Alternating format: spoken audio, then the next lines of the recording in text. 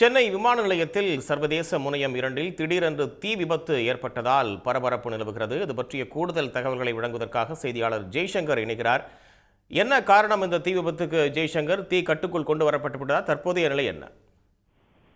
சென்னை விமான நிலையம். இந்த விமான நிலையத்தில் 4 முனையங்கள் உள்ளன. அந்த 3வது முனையம் மட்டும் கட்டுமான பணி நடைபெறுகிறது. இந்த நிலையில் அதன் அருகே உள்ள 2வது முனையம் இது சர்வதேச விமான முனையமாக செயல்படுகிறது. இங்கு சர்வதேச விமானங்கள் வருவதும் அங்கிருந்து புறப்பாடு என இரண்டும் இந்த சேவைகள் நடைபெற்று வருகின்றன. இந்த நிலையில் தான் இப்ப நண்பகல் 12 மணி அளவில் திடீரென சர்வதேச முனையம் முதல் மாடியில் தீ விபத்து ஏற்பட்டுள்ளது. இதனால் அங்கிருந்த சிஎஸ்எஃப் வீரர்கள் உஷாரடைந்து தீயணைப்பு துறைக்கு தகவல் அளித்தனர். தீயணைப்பு துறையின் விமான நிலைய வளாகத்தில் உள்ளே தீயணைப்பு வீரர்கள் இதற்காக பிரத்யேகமாக வைக்கப்பட்டுள்ள இந்த வாகனங்கள் மற்றும் வெளியிலிருந்து தீயணைப்பு வாகனங்கள் என 2 வாகனங்கள் வந்துள்ளது. இந்த நிலையில் அந்த தீ பற்றிய இடத்திலிருந்து அந்த முதல் மாடியில் புகை மூட்டம் கிளம்பியது.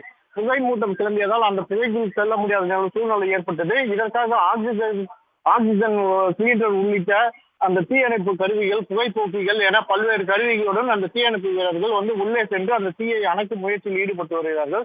அதே வேளையில் இந்த சிஎஸ்எஃப் வீரர்கள் அங்கு பணியில் இருந்த ஏர்லைன்ஸ் அதிகாரிகள், ஊழியர்கள் மற்றும் பயணிகள் மற்றும் பல்வேறு தரப்பு ஊழியர்களை அங்கிருந்து வெளியேற்றி பாதுகாப்பான வெளியேற்றி உள்ளனர்.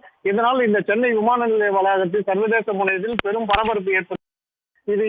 இது குறித்து மேலும் விமான நிலைய அதிகாரிகள் தரப்பில் எந்த தகவலும் வெளியிடவில்லை. விமானங்கள் புறப்பாடு மற்றும் வருகை சீராக நடைபெறுவதா என அது குறித்தும் வெளியிடவில்லை. இதனால் இங்கே முதலில் வந்த தீயையும் அந்த புகையும் அணைக்கும் பணியில் தீயணைப்பு துறையினர் மற்றும் ஊழியர்கள் ஈடுபட்டு வருகிறார்கள். உடனுக்குடன் செய்திகளை தெரிந்து கொள்ள சன் நியூஸ் பெல் ஐகானை கிளிக் பண்ணுங்க.